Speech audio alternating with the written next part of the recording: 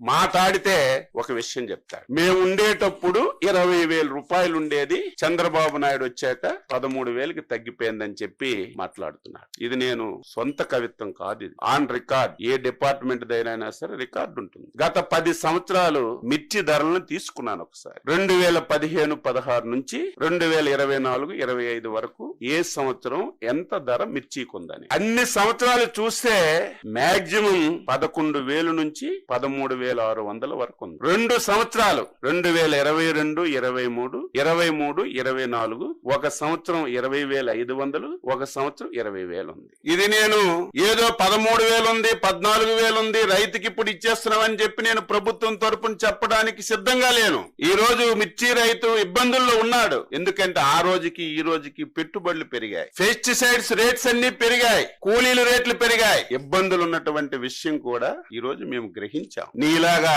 చేతులు కొట్టుకొని ముడుచుకోను, నీలాగా ఎవరో పేపర్ మీద రాస్తే చదవడం ఈ ప్రభుత్వానికి, ఈ ప్రభుత్వంలో ఉన్నటువంటి మాకు అవసరం లేదని చెప్పి తెలియజేస్తున్నాం. ఎంత తెలివైన వాడంటే జ్ఞానమున్న ఏ వ్యక్తి కూడా చేయడు. ఒక దంపుడు ఉపన్యాసం ఇచ్చావు కదా జగన్మోహన్ రెడ్డి, దీని ఒక్కదానికి నువ్వు ఆన్సర్ చెప్పు. ప్రభుత్వం మద్దతు ధర ఎప్పుడు ప్రకటిస్తుంది? మార్కెట్ లో ధర తక్కువ ఉంటే ప్రభుత్వం మద్దతు ధర ప్రకటించి ప్రభుత్వం వెంటనే ఇంటర్వ్యూన్ అయి కొంత డబ్బులు పెట్టి ప్రభుత్వం కొన్నప్పుడే మనం మాట్లాడాలి. ఎంత తెలివైన వాడంటే 9/1/2020 సంవత్సరం. ఇంకా అబద్ధం చెప్తే నేనేం చెప్పలేను. ఆ రోజుకి ఈ పెద్ద మనిషి ముఖ్యమంత్రి అని నేను అనుకుంటున్నాను. ఆ రోజు అగ్రికల్చర్ డిపార్ట్మెంట్ నుంచి, మార్కెట్ యార్డ్ డిపార్ట్మెంట్ నుంచి ఒక జీవో రిలీజ్ చేశారు. ఆ రోజు మధుసూదన్ రెడ్డి గారు స్పెషల్ చీఫ్ సెక్రటరీగా ఉన్నారు. ఆ రోజు రెడ్ సిల్లీకి ఈ పెద్ద మనిషి మార్కెట్ రేట్ ఎంత ఇచ్చాడంటే 7,000 రూపాయలు ఇచ్చాడు. ఈ పెద్ద మనిషి 7,000 రూపాయలు మార్కెట్ రేటు జీవో రిలీజ్ చేసిన నాటికి